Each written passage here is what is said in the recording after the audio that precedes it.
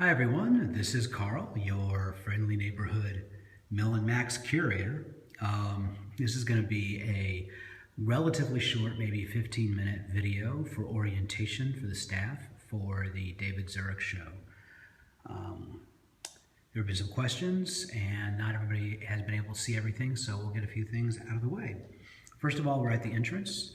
You'll notice the entrance banner, which has the wonderful mysterious title. This is part of the exploration on the part of the viewer and the audience for them to find out what exactly is that title and what does it mean. You can engage the visitors by asking them if they found that particular title on any of the photographs and then going from there. Most of you guys already know what the significance of that is, but we'll return to it later on in this video. We have the bridge/pathway that is sort of evocative of the region. That is a genuine Himalayan rug, and we have stones that traditionally demarcate paths and other places of importance in the region. Of course, we have our prayer flags, but on the entrance, the prayer flags that are really important are these at the top. You'll notice they are at a 90-degree angle to the bridge pathway below. According to David, this is significant. When prayer flags are hung, they're done in such a way that if you pass underneath them, you should pass at perpendicular-ish to them. There are some reasons for that. There's going to be a lot of specifics I don't go into in this video just to keep it short. You'll notice that the prayer flags come in 5 colors: yellow, green, red, white, and blue, and that repeats. This is for a reason. It has significance, and you don't cut the prayer flag strings to interrupt that, so that's why you hang them down like that if you have to. When you reach your spot, you go ahead and you hang them down so that you can finish your 5-color set. And yes, it's snowing outside. Surprise, surprise. Let's see, rug, blah, blah, blah, prayer flags, the curtains, speaking of snowing outside. Keep the curtains up, all of them, while you are staffing, while we are open. I have those closed right now because we are closed. When you close the gallery, keep the front curtains open, but the side curtains closed. All right, we've had discussions about this. There's reasons for that, but please do so. And of course, turn off the main lights, but the display lights for the front banner will remain on. Here we have the book pedestal. This is for audiences to explore. They will find all of those images in this book, plus many more, of course. I highly encourage you guys to explore this book in depth. You'll notice that some of the captions below are a little different from the ones that are on the description cards. Okay. You'll also notice, that, of course, that there are long narratives that have to do with whole sections. That says Gallery 2, Place. Once you orient yourself to the book, you'll kind of understand what David was doing. Now, here's something important. Near the end of the book is where the long captions start. Okay, so you can cross-reference these with the photographs that are in the book, with the photographs that are up there, and yes, you'll find all of these in the book. And so these are longer, better descriptions of just what exactly it is you're looking at here, and what David thinks of them, or wants you to think about them to a certain extent. Okay, so this is definitely part of necessary orientation to the show. I just lost that other card, but it's in there somewhere. Here it is. Okay, so you can leave that open for visitors to discover, find, and of course talk to them about. The books that are on the book table, these are for sale. The gallery, or the Shambhala Center actually gets 20% of the gross from sales of these books. And so the book is $55. David has signed only 3 of them as special editions, and it's on a first-come, first-served basis. Okay, so that's a very special thing. Guest book is super important. That's the only way we can get our new friends for Miller Max when they come to the gallery. So please encourage folks to sign that. Have them take some cards home with them. Those cards as well. The descriptions, but also that one has the prices for the actual prints that are on the wall. Prints that are on the wall Any art sold, we get 40% of that. The center gets a 40% donation from the artist, from David Zurick, when someone buys a piece. So if they buy a $1,000 piece, David will donate $400 directly to the Shambhala Center for our gallery's mission, etc. and so on. Very, very, very, very cool and unique. We are a nonprofit gallery, by the way, folks. Remember, you can let our visitors know that very clearly. We are a nonprofit gallery. Technical note with an artist bio. Depending on what direction folks go around, they might run into that little explanation of the title, first or last, in their roundabout through the exhibit. The technical note, this is actually a really cool thing. The way David did his prints, the sort of hybrid process, part of it old-fashioned chemical and part of it newfangled digital, is actually an important aspect of this particular exhibit and of what David is doing. And this might be the last time he does it. He might just go straight digital on photography from here on out. So that kind of makes these particular pieces even more unique and even more limited. Let's see. Oh, and when it comes to selling, there should be an envelope and a receipt book in the mailbox that hangs on the front door of the office inside the center. But if you don't find it, no worries. Just folks can write a check to David Zurick and just go ahead and collect those funds. Maybe even write out just a receipt on paper or something like that. We're on the honor system here. And I trust everybody is more than capable of handling a straightforward sale. If you guys have any questions, you can always call me or Susan or Lucia, whoever you can get a hold of. Let's see. Photos of the exhibit itself. Some interesting mechanicals. You'll notice that we used white push pins to hold the photos up. We did this on purpose. Again, it's another sort of, it evokes the idea of maps. When we stick maps to the wall with push pins in that kind of explorers throwing stuff on a wall kind of way.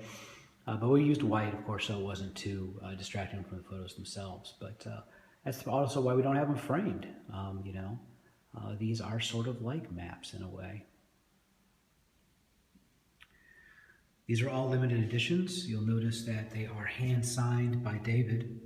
The number of each is on the back of the piece. Folks can buy these directly off the wall, or they can ask for one, order one, and they can come pick it up, or I'll send it to them for the price they're paying. I'm more than happy to pay postage, etc., and so on. Y'all recognize what's going on with the titles for the pieces. And at this point, most of you are oriented to the fact that those are cross-referenced on the description cards that are over on the book table.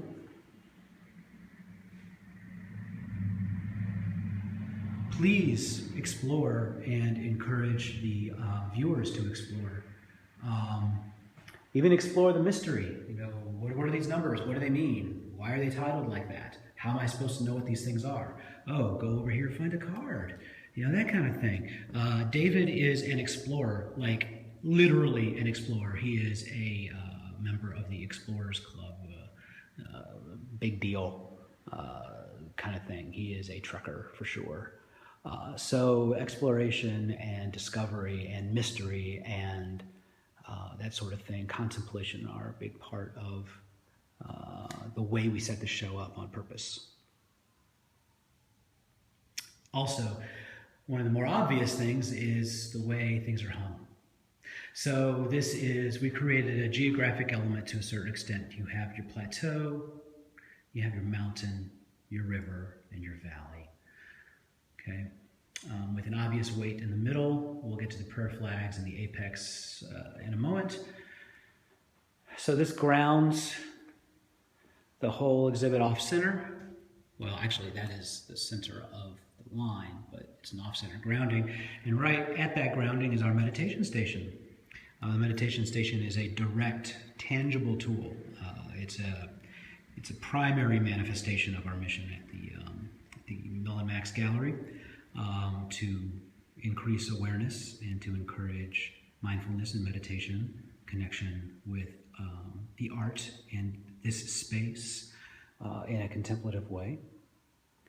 those of you who are able to give any advice, instruction, whatever you call it, at your MI level or whatever, you're more than welcome to, because this is a Shambhala container, really. We have our invitation, and there we find the title of our show. So that's part of that treasure hunt, part of that finding and exploring. Oh, okay, that is what's on the title banner, because the place we are at this moment, that spot right there, it's a sacred place on earth where you are. The Ikebana by Brooke Pole, gorgeous as always, wonderful. The stones are actually from Himalaya, the Himalaya mountains. Little prayer flags, etc. and so on. She did a piece specifically to go along with this show.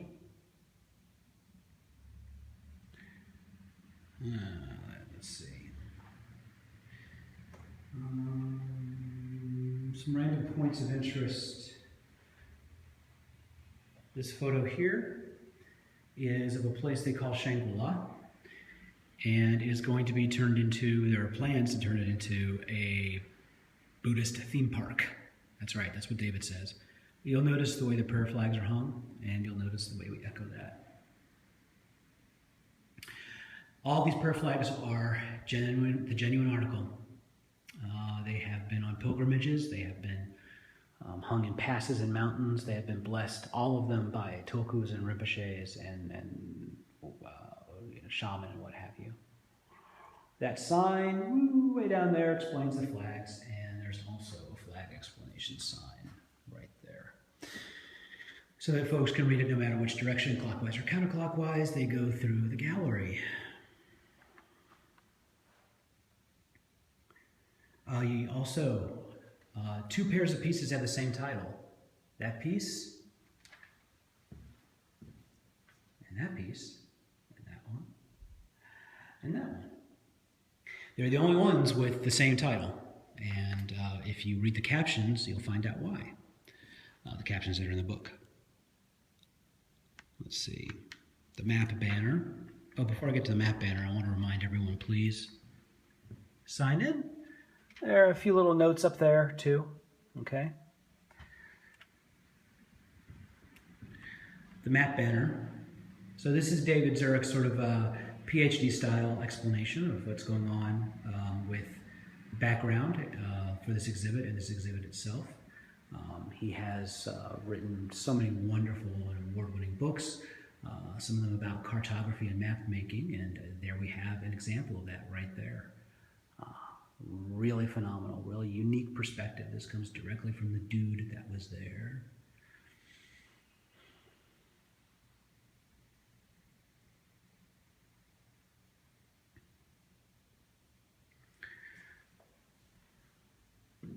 Feel free to talk about Shambhala and the Shambhala spot. Also encourage folks to visit the website, millandmaxgallery.com. There we go. And our Facebook page. There's fun and new and useful information on both. On the Facebook page, we're going to be posting articles and posts about Dharma art and visual Dharma, etc., and so on. Other things associated with the gallery.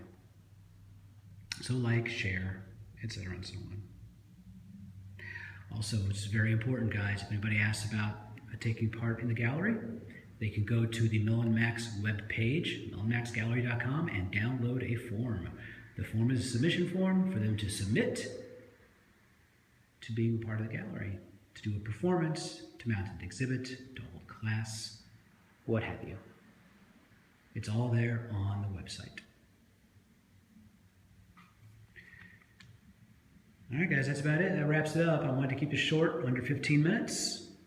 There are many more aspects to this show and more aspects to the gallery. Please remember, 40% gets donated back to the center to support our nonprofit mission, 20% of books.